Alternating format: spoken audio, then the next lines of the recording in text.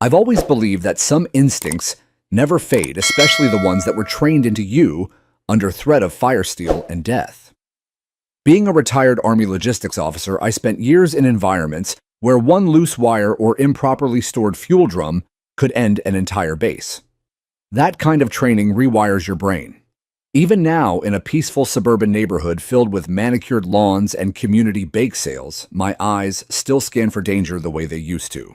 So when I first noticed the shed behind the HOA clubhouse, tucked right up against a line of brittle, overgrown brush, and filled to the brim with cardboard boxes, rusting bicycles, half-empty, paint cans, and what looked like decades' worth of old party decorations, I felt it.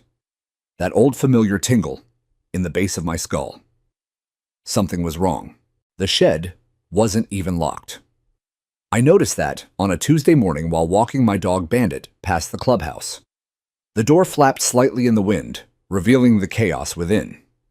I could see mismatched power cords hanging loosely off an extension strip nailed directly into the old wooden wall. It looked like someone had been using it as a workshop, or maybe a graveyard for forgotten HOA projects. But what really got me was the smell. A hint of gasoline, a chemical tang, something flammable, something dangerous. I stood there for a while, Bandit sniffing a nearby bush, while my mind spun with possibilities. I knew the HOA wasn't exactly staffed with experts in safety compliance. Karen, our board president, was a retired real estate agent with an ego twice the size of her Lexus. Her husband Dave used to work in pest control. The rest of the board was made up of nosy retirees with nothing better to do than argue about mailbox heights and which shade of beige your siding should be. These were not people I trusted with combustible materials. When I got home, I pulled out my old Army fire risk checklist. Not something most people keep in their kitchen drawer, I know, but habits die hard.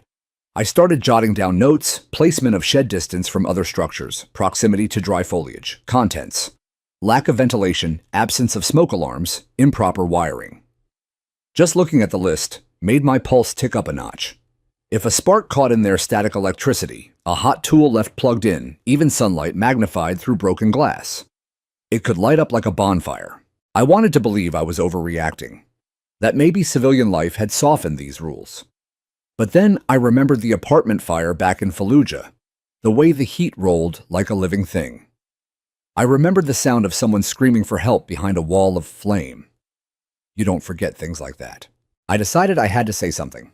That night, I printed out a copy of my notes and brought them to the HOA's monthly open meeting. Karen was at her usual spot, at the head of the table, looking like a queen overseeing her court. Her perfectly coiffed hair didn't budge when she nodded at me to speak. I was respectful. I spoke clearly. I even offered to walk the board through a basic fire safety audit, no cost to them, just as a concerned neighbor. But as soon as the word hazard left my mouth, I saw it, that flicker of irritation in Karen's eyes, followed by the smug little smirk she reserved for people she didn't think mattered. "We appreciate your military perspective, Mark," she said, her voice dripping with faux gratitude. "But I think we can manage our own shed." A few chuckles followed from the others on the board. One of them, a guy named Phil, who once tried to fine me for parking my truck too close to the curb, whispered something that made the whole end of the table snicker. Karen continued, "The shed has been there for years without incident. We use it to store supplies for community events. No one's ever had a problem before." That was the line that stuck with me. No one's ever had a problem before. I left that meeting with my notes still clutched in my hand, my face hot. Not from embarrassment, but from the heat of knowing I'd just watched a bunch of amateurs dismiss a real threat because it came wrapped in truth they didn't want to hear. I didn't sleep well that night. Every creak outside made me sit up thinking it was the crackle of fire. I stared at my ceiling, remembering a sergeant's words from years ago.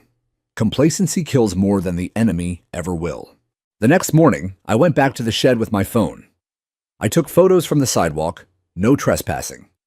Just documenting what anyone could see: the overflowing trash bags, the rusted propane canister with a faded warning label, the exposed wiring dangling like forgotten nooses. I wasn't doing it to build a case, not yet. I just needed to have a record. Because deep down I knew something was coming. The sun was already high by the time I walked back home. It was going to be another hot week, the kind of dry heat that turned grass into tinder. And as I sat on my porch with a glass of water, Bandit lying at my feet, I watched a squirrel dash across the fence and up onto the roof of the clubhouse right near that old brittle utility pole, where wires sagged a little too low. I didn't know when, and I didn't know how, but I knew what. The fire was coming, and when it did, they wouldn't be able to say no one warned them. The community clubhouse was packed tighter than usual that Thursday evening. There were whispers that the HOA was proposing new fines for unapproved lawn ornaments, and everyone with a gnome flamingo or live laugh love sign was on edge. I walked in with my manila folder under my arm, not because I was trying to make a statement, but because I came prepared. That's how I was trained. When something matters, you show up with proof, not opinions. Karen sat dead center at the table of power, dressed in a crisp cream blazer that practically screamed authority. Her expression was as unreadable as always, thin smile, sharp eyes. To her left was Phil, arms crossed like he was guarding the nuclear codes, and next to him sat Sheila, the self-appointed decorum officer who'd once fined my neighbor for having mismatched porch furniture. The agenda moved quickly: landscaping contracts, budget adjustments, then item 6B, community safety concerns. That was me. Karen cleared her throat. Mr. Mark Daniels has requested to address the board on a matter of community safety. Mr. Daniels, you have 3 minutes. 3 minutes.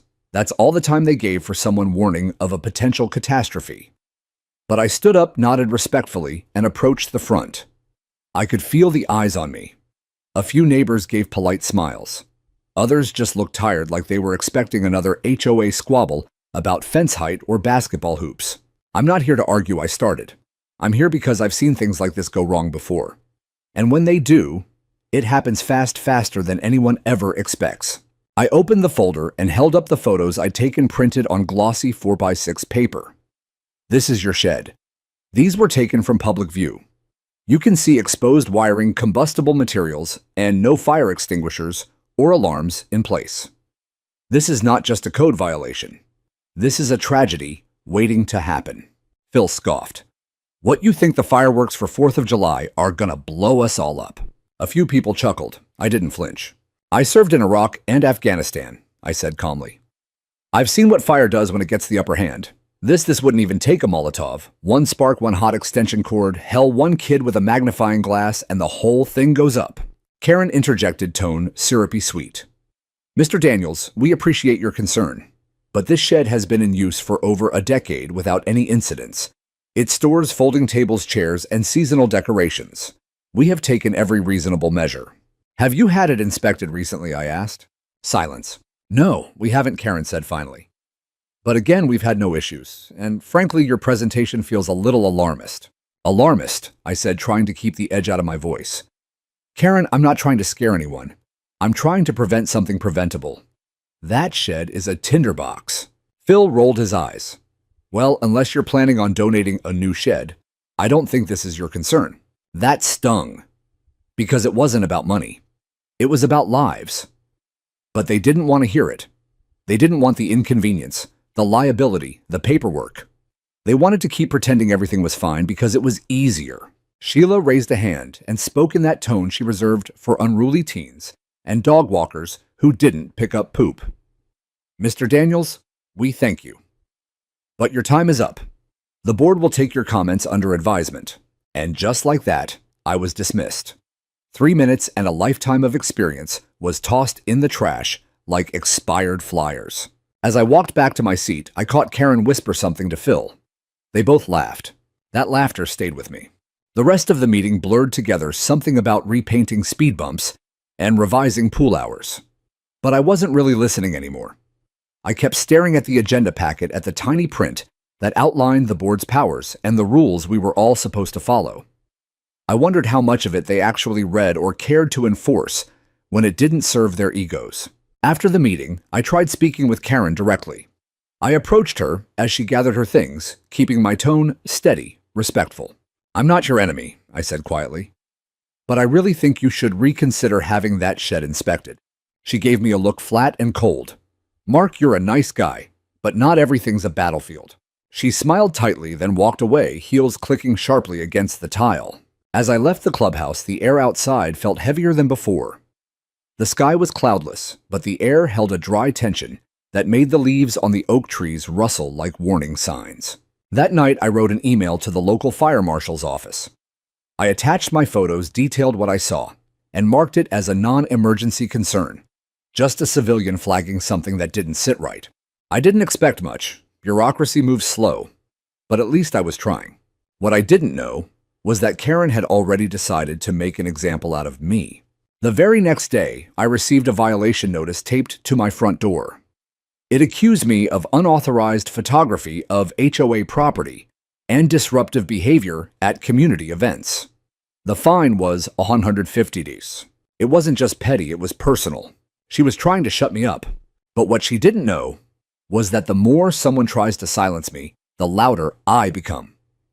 And if she thought a piece of paper could scare me off from doing what was right, she hadn't learned a damn thing about me. I wasn't surprised when I saw the envelope taped to my door.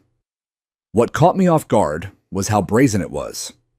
The official HOA letterhead centered perfectly at the top with my name printed in bold, like I was a criminal. Notice of violation. It read, and underneath, unauthorized surveillance and disruption of HOA proceedings. They didn't even try to sugarcoat it. Karen and her crew had turned my warning into a weapon against me. As I read the document, I could almost hear her smug voice narrating the lines, taking photographs of restricted association property without consent, creating a hostile environment at community functions subject to $150. Fine. What really set my jaw tight was the closing paragraph. Repeated violations may result in further sanctions, including but not limited to property assessments, suspension of voting privileges, or legal referral. That was the moment I knew it wasn't just about fire hazards anymore. It was about control. Karen couldn't risk anyone challenging her authority, especially not in public. And when she couldn't ignore me, she decided to punish me. To make me into an example. To show the rest of the neighborhood what happens when you speak out. I sat on my porch for a long time, the violation letter still in my hand, my coffee cooling in the mug beside me. Bandit lay by my feet, snoring softly, unaware that our quiet life had just shifted into something much heavier. I thought about paying the fine just to make it go away to avoid the headache. But then I remembered her laugh, sharp and dismissive, when I'd spoken at the meeting. No, I wasn't going to bow out that easily. I pulled out my laptop and started a new file. Title: Fire Hazard Documentation, HOA Storage Shed. I listed the date I first saw the danger, attached the photos, included a transcript of my comments from the meeting as best I could recall. I copied the violation letter, scanned it, and saved everything in a folder labeled "In case they try anything." Then I opened my email and typed a message to the local fire department again. This time addressed to a specific fire inspector whose name I'd found through a friend who used to work with city services. I explained the situation, my background, the hazards, the hostile response from the HOA, and attached my files. Before I hit send, I stared at the screen and whispered, "This isn't about you anymore, Karen." It was about the neighborhood, about my neighbor's kids who rode bikes past that shed, about the old woman in the unit next to the clubhouse who used an oxygen tank, about the man across the street with mobility issues who probably wouldn't be able to escape a fast-moving fire. And it was about every single person who had been silenced by people like her. The next day, while I was cleaning out my garage, another envelope arrived, hand-delivered this time. It was from the HOA's legal liaison, a man named Daniel Watts, who lived 3 streets over and only showed his face when paperwork or threats were needed. Inside was a friendly reminder that continued violations may escalate into legal action, along with a highlighted portion of the HOA's bylaws about unauthorized inspection or interference with association operations. It was a scare tactic. They wanted me to feel isolated. They wanted me to feel like I'd broken some invisible code, like I was the problem. But isolation only works when you don't know your rights. I spent the next few days diving into the HOA's charter. Every clause, every bylaw, every amendment. I found the clause that protected a homeowner's right to report safety concerns to municipal authorities. I printed it. I highlighted it. I placed it in the same folder as the rest of my documentation. Then I posted on the neighborhood Facebook group. I didn't rant. I didn't accuse. I simply wrote, "Last week I brought a safety concern to the HOA about the storage shed behind the clubhouse. Instead of inspecting it, they fined me for speaking up. I believe our safety should come before politics. If you've ever felt like your concerns were ignored, I'm with you. And I'm not backing down. Within an hour, the post had over 30 comments. Some were cautious people who didn't want to get involved but quietly supported me. Others were angry neighbors who shared their own experiences with the board being fined for planting the wrong flowers, threatened for installing security cameras, or ignored when streetlights went out. Then came a message in my inbox. It was from an older woman named Diane, who used to serve on the board before Karen took over. She said she remembered when the shed was first built. It was supposed to be temporary, she wrote. Now they use it as a dumping ground. You're right to be concerned. She offered to meet for coffee. Then came another message from a retired firefighter named Joel who lived 2 blocks over. He'd read my post and wanted to see the shed himself. You're not crazy, he wrote. I've seen sheds like that go up in under 3 minutes. The tide was shifting. Karen must have noticed because the next HOA bulletin sent to every homeowner's email contained a passive-aggressive paragraph about unauthorized fear-mongering and misinformation being spread by individuals without professional accreditation. I read it with a smile.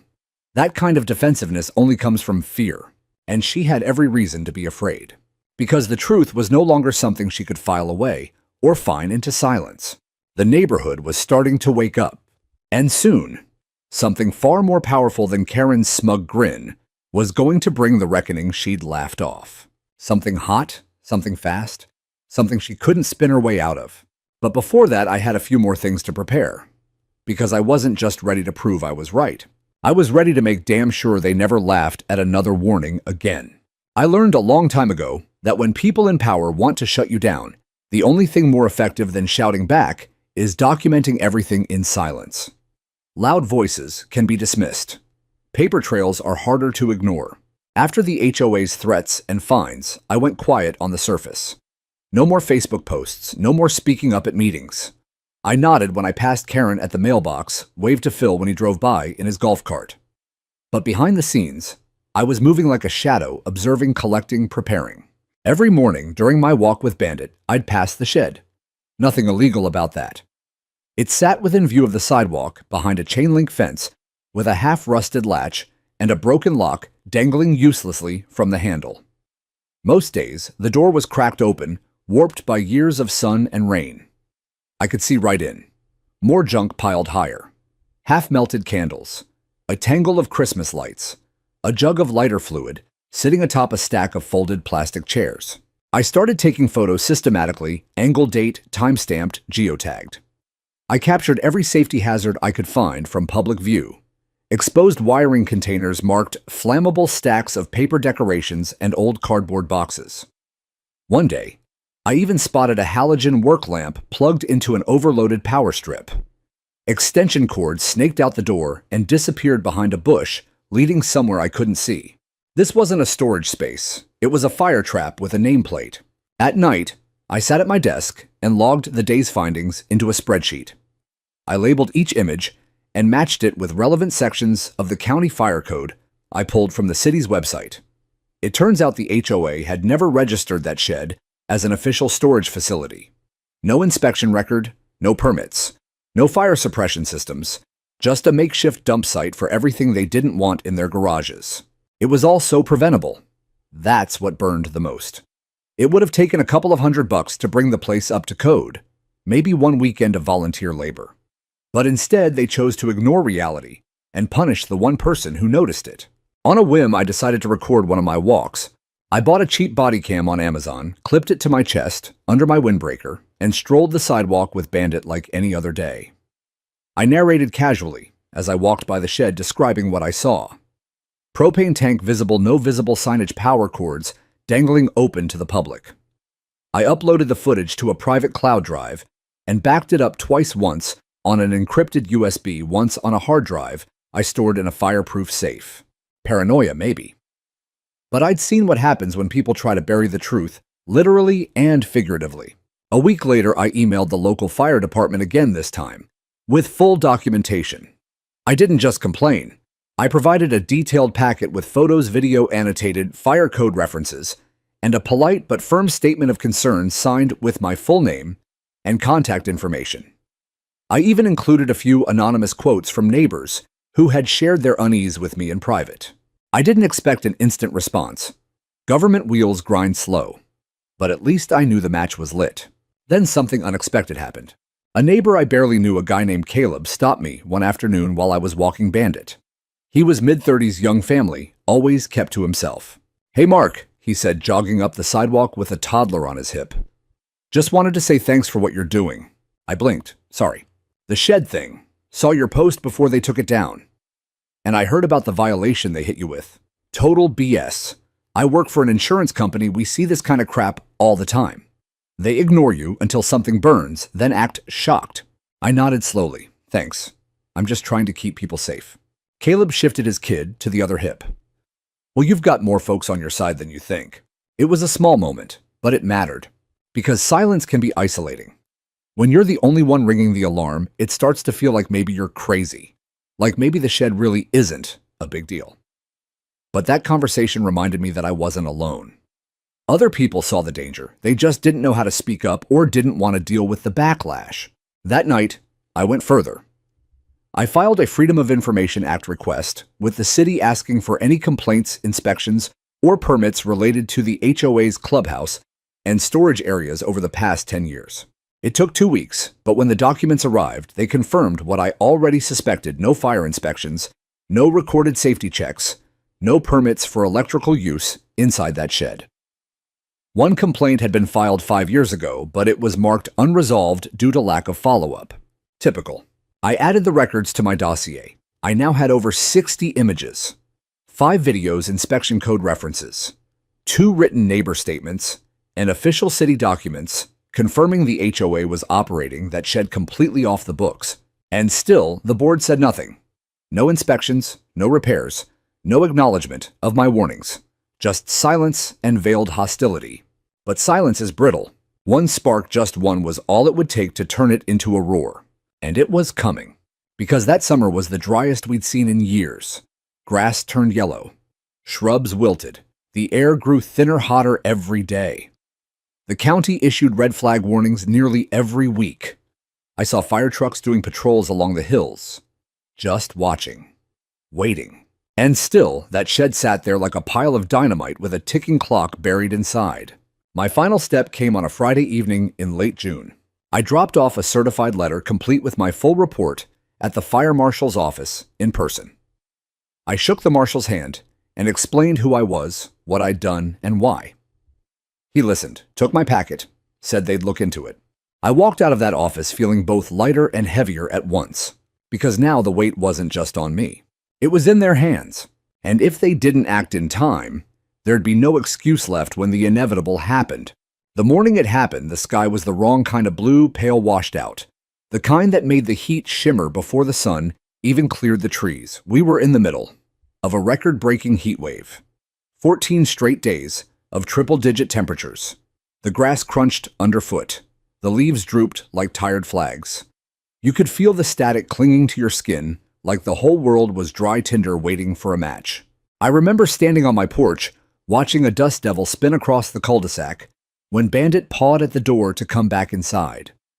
Even he, my desert-born mutt, who used to sprawl in full sun for hours, was done with this heat. That morning, I received an email from the fire marshal's office. Short, formal. Your submitted report is under review. Preliminary observations confirm potential non-compliance. Further investigation to follow. That was it. No action. No timeline. Just bureaucratic limbo. Too little, too late.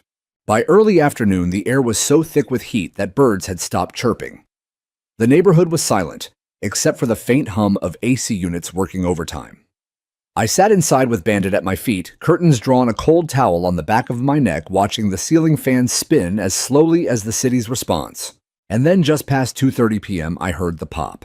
It was faint, like the snap of a balloon or a quick firecracker, but sharp enough to make me stand. Then came the shouting. I ran out front and saw a column of smoke curling over the trees rising from the direction of the clubhouse. Thin at first, then growing darker, blacker, like a bruise spreading across the sky. My heart dropped. I didn't even lock the door. I just grabbed my phone and sprinted toward the smoke. As I rounded the corner near Willow Bend Lane, the heat hit me like a wall. Even from a distance, I could feel the pulse of it. Neighbors were already pouring out of their homes, some clutching phones, others yelling for kids or pets. A few were filming, of course. There's always someone filming. But no one moved closer, no one dared. The HOA shed was fully engulfed. Flames licked through the walls like they'd been waiting there for years, desperate for release. The fire devoured the rotted wood like kindling.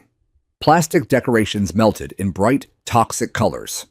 A stack of folding chairs collapsed in a hissing roar. The roof buckled and split, sending a shower of embers into the sky like some twisted 4th of July finale.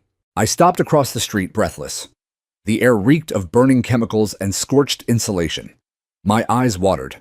My skin stung from the dry blast of heat radiating from across the asphalt. The fire trucks arrived within minutes, sirens screaming, tires screeching against the melted pavement.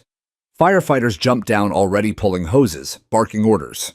One of them, young, maybe mid-20s, glanced at me and shouted, "Backup gas line near the utility pole."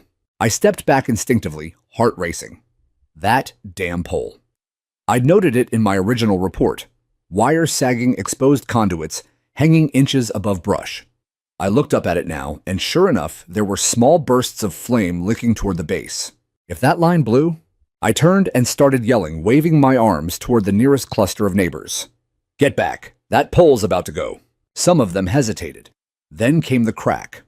A sharp, violent snap like the earth itself groaning. One of the side beams on the shed collapsed, shooting a plume of sparks into the brush line. Flames leapt tree to tree like they'd been rehearsing. But just then, one of the fire crews opened the flood. The hoses roared to life, arcing water across the blaze. Another team moved in with shovels and foam. The heat began to bend. Slowly, reluctantly, but it bent. In 20 minutes, the worst of it was over. The shed was gone, nothing left but a twisted metal frame and puddles of melted plastic. The clubhouse had taken some heat-damaged windows, blackened side paneling, scorched. A nearby pine tree was half-torched, but no homes caught. No one was injured. It could have been so much worse. And all it had taken to ignite was a cigarette. That's what they figured out later. A half-smoked butt, still warm, found near the bushes by the shed. Someone, maybe a landscaper, maybe a bored teen, had flicked it without thinking. In 110-degree heat, with zero humidity, it had only taken seconds. The next hours were chaos. Fire marshals blocked off the street. The HOA board tried to play organizer, Karen barking orders at the crowd, Phil gesturing helplessly. But no one was listening to them anymore. People were angry, scared. And worst of all for Karen, they were remembering. Remembering the warnings. Someone shouted, "Didn't Mark tell you this would happen?" Another neighbor, Caleb, added, "He warned them." We all saw the post. Karen froze, caught mid-command eyes locking with mine from across the lawn. Her mouth opened. Nothing came out. Because there was no defense left. No sarcasm, no fine, no smug dismissal. Only smoke, ash, and truth. A local news van pulled up. A reporter in a crisp blazer stepped out and began filming B-roll of the wreckage. A cameraman panned across the scene, catching Karen as she ducked away, shielding her face. But I didn't move. I stood there, sweaty, smoke-stained, my shirt clinging to my back, and watched the camera find me. The reporter approached, notebook ready. "Sir," she said, "were you the one who raised the fire concerns with the HOA?" I met her eyes. "Yes, weeks ago." She nodded. "And what happened when you did?" "They laughed," I said. Simple, honest, lethal. That evening, as the fire crews packed up and the sun dipped low, I walked back home, lungs burning, adrenaline still humming under my skin. Bandit met me at the door, tail wagging, unaware that everything had changed. I poured a glass of water, sat down at my desk, and opened my folder of documentation one last time.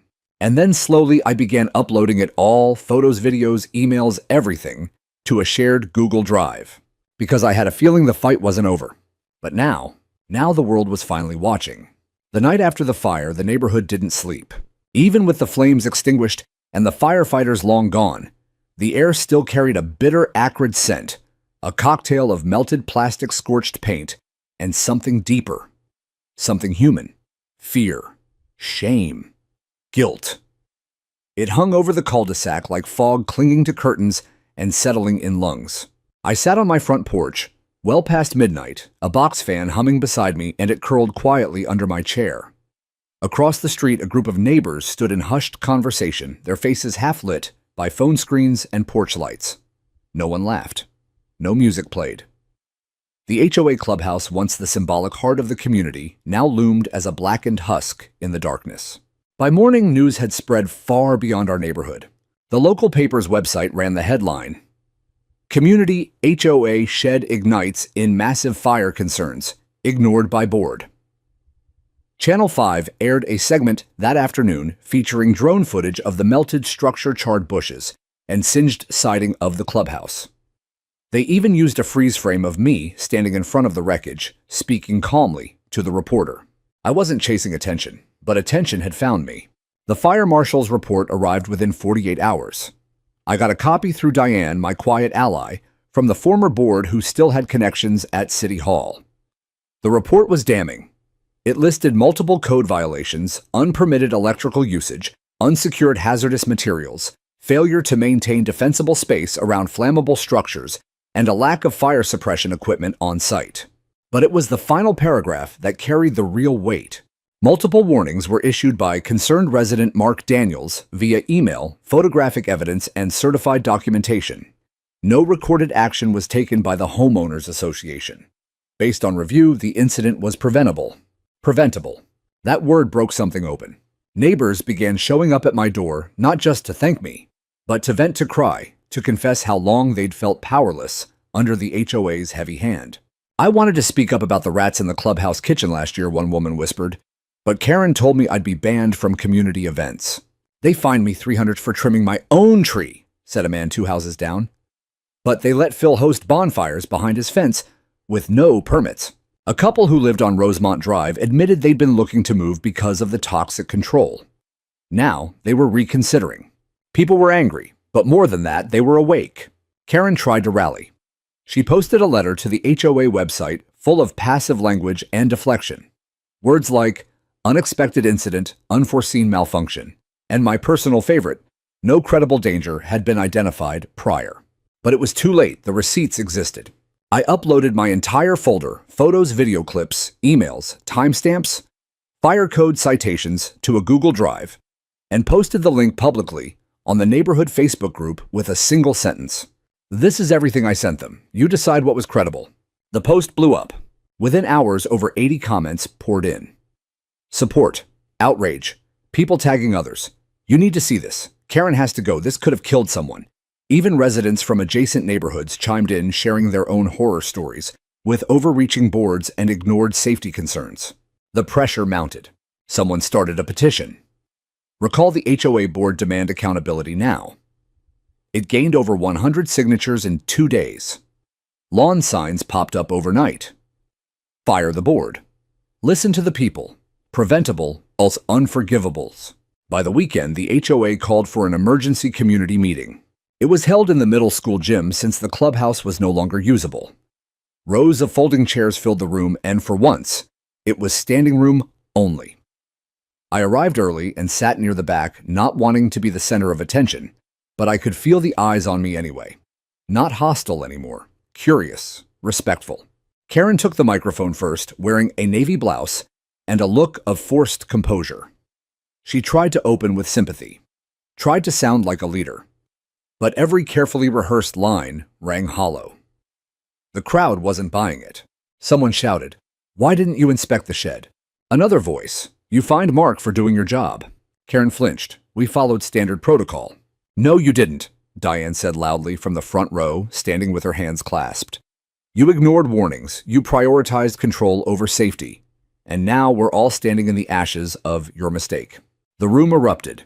Not chaotic shouting, but a collective release, a truth finally spoken aloud. Karen tried to push through reading from papers, but the board had lost the room. By the time Phil stepped up to the microphone, even he looked defeated, his shoulder-slumped eyes darting like a man trying to find the exits.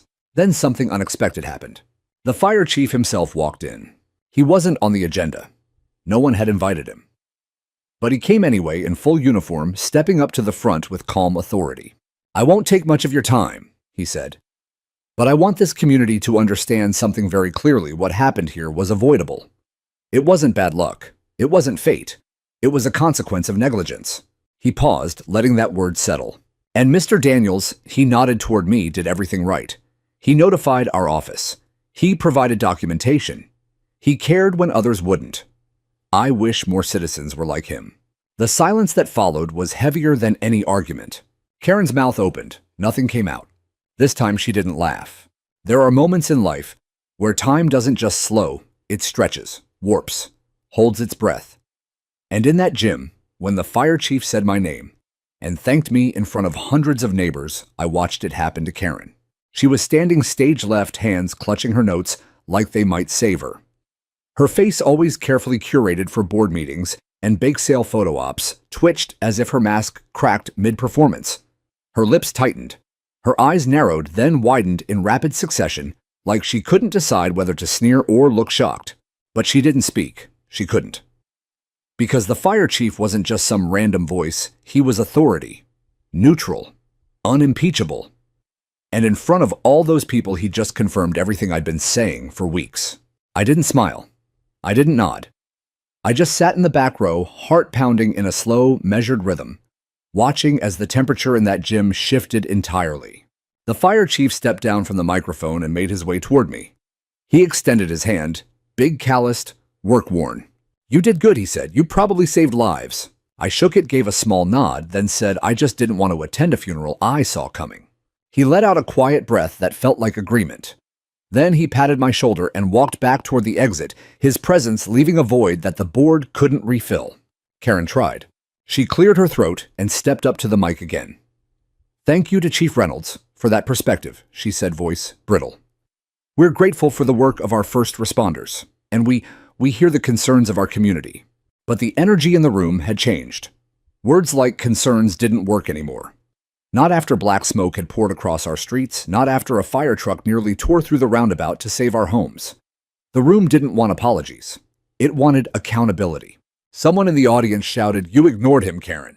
Another voice followed, "You find him." A woman stood up, Margie, from the corner lot. She rarely attended meetings, but I remembered helping her shovel snow once 2 winters back. "My son walks past that shed every day. You're lucky he wasn't there when it caught. And now you want to talk about concerns." Karen's mouth opened, but the mic screeched, and she winced, stepping back. Her hands trembled just slightly, but I caught it. She scanned the room and realized, maybe for the first time, that she was alone up there. Phil leaned into the mic, trying to help. "Let's not turn this into a witch hunt," he said, his voice rising above the murmurs. "Yes, mistakes were made, but let's remember that we're all neighbors." Caleb stood up, interrupting. "You turned this community into a threat factory. People have been fined for planting tomatoes, for leaving holiday lights up too long, for having lawn chairs that don't match the approved palette. You made our neighborhood feel like a prison yard." Applause broke out. Not wild, but real. Earnest. The kind that said, finally someone said it out loud. Phil blinked. "That's not the forum for this, isn't it?" I said, standing slowly, my voice calm but deliberate. The room turned toward me as I stepped forward. Because I stood at that podium a month ago. I brought pictures, warnings, experience. I asked for basic safety measures, not a raise, not a revolution. And what did I get? I reached into my pocket and held up the violation notice they'd sent me, folded and worn, from being carried in my wallet. This. A fine, a threat. For caring. Karen stared at it like it might catch fire right there in my hand. I continued. "You fined me for taking photos. You accused me of disrupting a meeting when I followed your own rules, but the fire didn't care about politics or bylaws or the sound of your laugh when you dismissed me. The fire came anyway. The silence in the gym was thick, tense, but not hostile, focused, ready." I turned toward the crowd. This isn't just about a shed. It's about what kind of place we want to live in. A neighborhood where problems get covered up and silenced, or one where we fix things before they burn down. A man near the front, Roger, ex-cop, always stayed out of things, raised his hand. I moved to call a vote of no confidence in the board. Gasps, whispers, a pause. Then another voice seconded. Karen looked stunned. That's not how this works. We need a formal petition, a process." Diane stood again. "Actually, our bylaws allow for a vote of no confidence if 2/3 of members support it. We just need a show of hands." Karen's lips parted as if to object, but she saw what I saw, the hands already going up. Row by row, quiet but steady. Hands. Some shaky, some defiant. Some raised for the first time in years. Karen looked at Phil, then at Sheila. Neither moved. And then slowly, almost imperceptibly, she stepped back from the mic. Just a half step. But it was enough, because power doesn't always leave in flames. Sometimes it retreats in silence. When the meeting ended, people gathered in the parking lot, buzzing with new energy. Some hugged, some cried, some just shook their heads like they couldn't believe what had just happened. I stood alone for a while, watching the crowd dissipate, feeling the weight lift off my shoulders. Karen passed me on the way to her car. She didn't look at me, didn't say a word. But her face, pale, tight, humiliated, said everything I needed to hear. The woman who once laughed in my face couldn't even meet my eyes now. I wasn't vengeful. I didn't want her ruined. I just wanted her to see what I saw. And maybe now, through smoke, through silence, through the truth, she finally did. In the weeks after the fire, and the vote of no confidence, a strange hush fell over the neighborhood. It wasn't the kind of silence you get after a snowstorm or in the soft dark of a summer night. It was deeper, denser. The silence of recalibration, of people realizing the power dynamics had shifted and that the HOA, once untouchable, was now fractured, exposed. Karen resigned officially 3 days after the emergency meeting. Her letter sent via HOA email was terse and clinical. Effective immediately, I will be stepping down from my role as HOA president. I am proud of what we accomplished during my tenure. I wish the community well. No apology, no accountability, just an exit. Phil followed the next day, citing family priorities. Sheila went silent and simply stopped showing up at any meetings or answering emails. One by one, the power players who had once ruled the neighborhood like small-town tyrants vanished behind closed blinds and garage doors that no longer opened for casual hellos.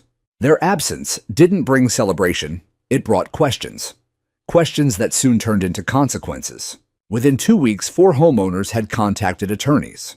I know because one of them knocked on my door, Caleb, with a clipboard in hand and a tight, worried look on his face. They're saying I might have grounds for damages, he said.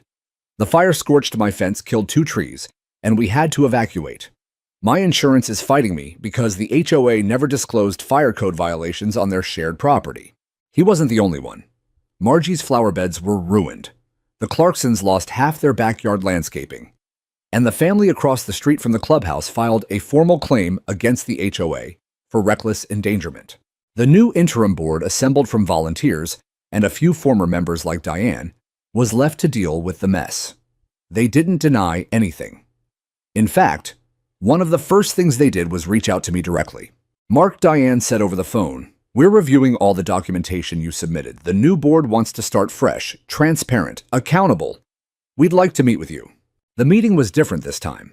No stage, no podium, just a round table in the library conference room with 3 people who didn't look like they were bracing to argue. Diane was there along with Joel, the retired firefighter, and a younger woman named Priya, who'd just moved into the neighborhood a year ago. They listened. I walked them through my original concerns, the fire code violations, the board's inaction, and the retaliation I faced. I showed them my records again. But this time, they asked questions that mattered. They took notes. They didn't roll their eyes or laugh under their breath. "We want to create a fire safety committee," Diane said. "Would you consider chairing it?" I didn't hesitate. Yes. And so, almost overnight, the man who was once fined for sounding the alarm became the one rewriting the safety playbook. We hosted open forums, brought in city inspectors, even held a Fire Smart Saturday event where kids toured a fire truck and neighbors learned how to create defensible space around their homes. For the first time in years, people showed up to HOA meetings because they wanted to, not because they feared fines or intimidation.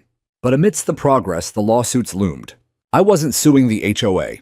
That had never been my goal. But others had every right to, and the interim board didn't fight them. They settled fast, quietly. Several $1,000s here. Repairs paid for there. It was costly, but not nearly as costly as it could have been if someone had been hurt. One lawsuit, though, stood out.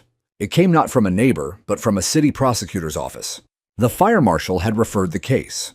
They were investigating the prior board, specifically Karen and Phil, for gross negligence and obstruction of public safety protocols.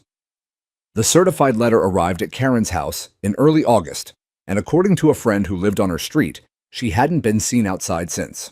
No one gloated. Even those who despised her most didn't cheer. Because it wasn't a victory parade. It was a reckoning. And the reckoning had left scars. Every time I passed the blackened patch of earth where the shed once stood, I felt the same weight in my chest. A low hum of anger. Yes, but also sadness. Because none of it had been necessary. All they had to do was listen. Instead, they tried to silence. And now they were the quiet ones. The neighborhood began to rebuild in small ways. The clubhouse was repainted. The shed was never replaced. Instead, the area was turned into a shaded community garden. We planted drought-resistant succulents, installed benches, and named it Ash Grove. A reminder, not of loss, but of transformation. One evening, while planting a cactus with Joel, he looked up at the burnt tree that still stood near the edge of the garden. "You ever think about what might have happened if you hadn't pushed?" he asked. I paused. "Every day." He nodded. "Well, I'm glad you did. Took guts." I didn't know what to say to that, so I just kept digging. Because it wasn't about guts. It was about refusing to look away. About knowing that warnings are only annoying until they're proven true. And about understanding that silence in the face of danger is its own kind of fire.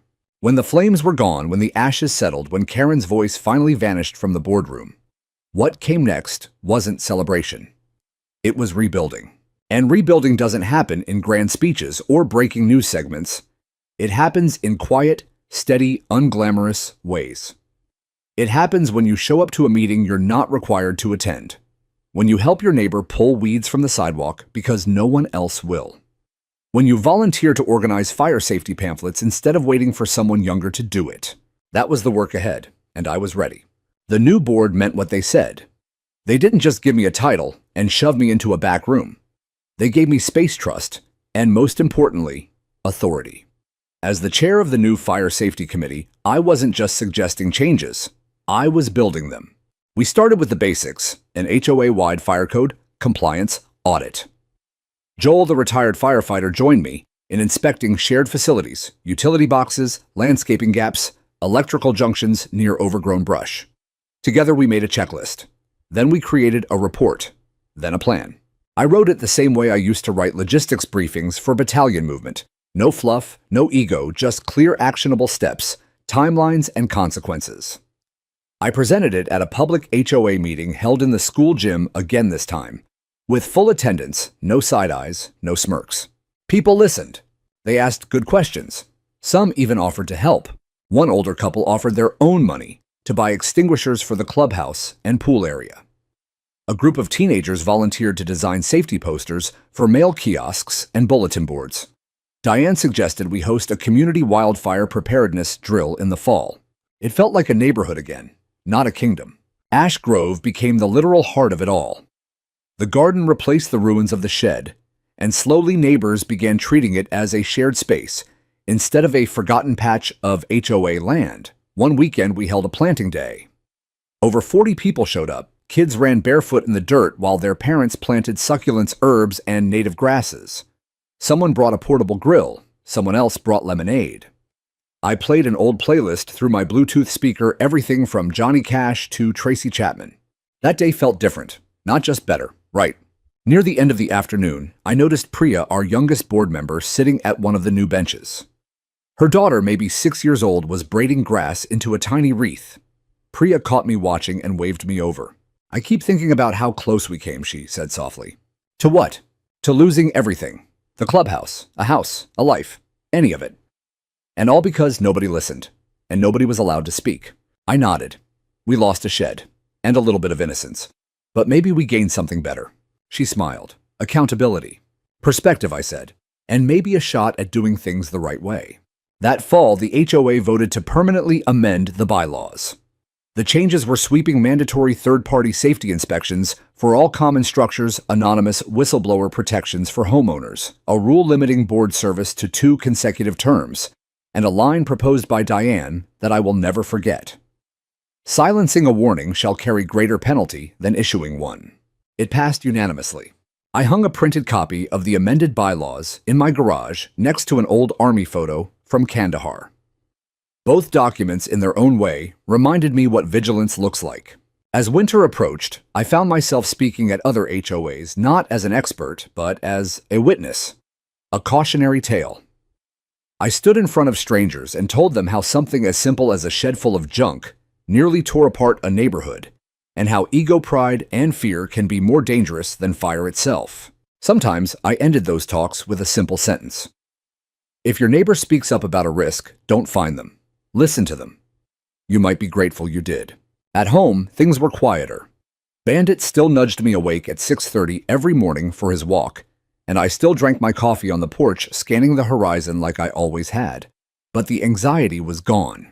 The weight of being the only one who saw the danger had lifted. Now we saw it together. And when the fall leaves began to pile up near the clubhouse, I didn't have to be the one to mention fire risk. 3 different neighbors brought it up on their own and organized a cleanup day before I could even volunteer. That was the real win. Not the resignations, not the headlines, not the votes. It was the culture shift. Because if power had once been used to intimidate and control, now it was being used to empower and protect. Not perfectly, not without growing pains. But honestly, Karen never came to another meeting. Her house went up for sale by December. No one celebrated when she left. No one mocked her.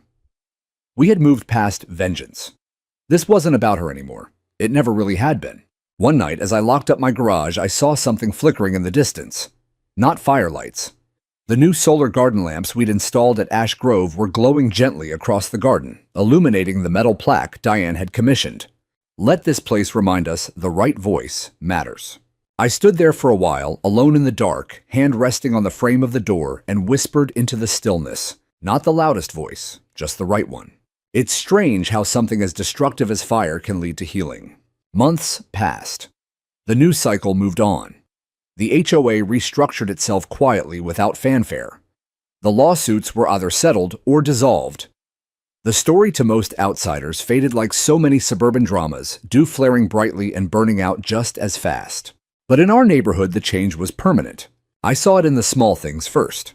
The way people waved more often at each other during morning walks. How the same residents who used to tattle on their neighbors for holiday lights now offered to help hang them.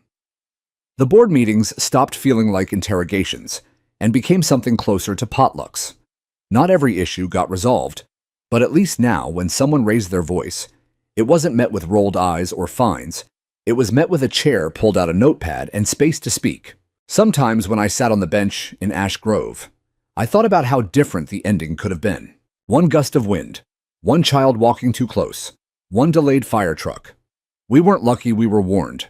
The tragedy could have been unimaginable. But because someone finally listened, someone who didn't have a title, just a conviction, we were spared. I never wanted to be a symbol. I just wanted to be heard.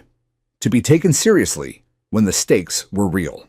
But in the aftermath of it all, I'd become something more powerful than any title on an HOA roster. I'd become trusted. People came to me for things unrelated to fire. A new couple moving in asked for help finding a contractor. An older woman needed a ride to the city permit office. A group of teens wanted to build a tiny lending library next to Ash Grove, and they asked if I'd help them present the idea to the board. And each time I said yes. Not because I felt obligated, but because I finally felt part of something bigger than myself. Community. That word had been misused so badly under the last regime. They weaponized it, used community standards as a shield to push through rules that only served their own convenience. But now it meant something again. A few weeks after the garden was completed, I was out watering the rosemary bushes when Caleb walked up carrying a brown box under one arm. "Got something for you," he said, handing it over. Inside was a framed photo. It was me standing in front of the burned shed, talking to the reporter from Channel 5. In the background, barely visible through the smoke, you could see the outline of the shed collapsing in on itself. The moment everything changed. At the bottom of the frame, he'd added a brass plate. They laughed. He warned. We listened. I stared at it for a long moment, then looked up at him. "You didn't have to do this," I said, my throat tight. "No," he replied, "but we needed to." I hung it in my garage the same day next to the amended bylaws, and that photo from Kandahar. Different wars, same lesson. Later that month, I received an invitation in the mail.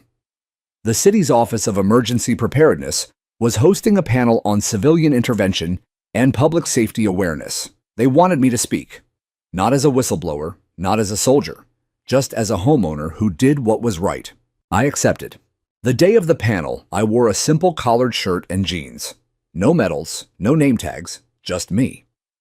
I spoke to a room full of city planners, firefighters, HOA board members from across the county, and even a few journalists. And I told them the truth, how a homeowner association became more obsessed with control than safety, how ego almost cost lives, how retaliation nearly buried the truth, how silence almost won, and how it didn't. Not because I shouted louder than everyone else, but because I didn't stop. After the event, one of the firefighters came up to me, a young woman named Carla. "I want to move into a neighborhood like yours," she said. I smiled, then helped build one like it. That's how we started. I walked out of that city hall building into the bright California sun. The air was crisp, the hills golden, the wind carrying the faint scent of eucalyptus and ash. A reminder, because no matter how far we come, the risk of fire, literal and figurative, never truly disappears. But when you've seen how quickly flames can rise from laughter and lies, you learn to recognize the smoke. You stay ready. You stay alert. And you teach others to do the same. That's what I'll keep doing, as long as I'm here, as long as I'm able. Because this isn't just my story. It's every community story that ever ignored a voice of warning, and every neighbor who decided silence was easier than accountability until it wasn't. I was that voice once. I still am. And I'll never go quiet again.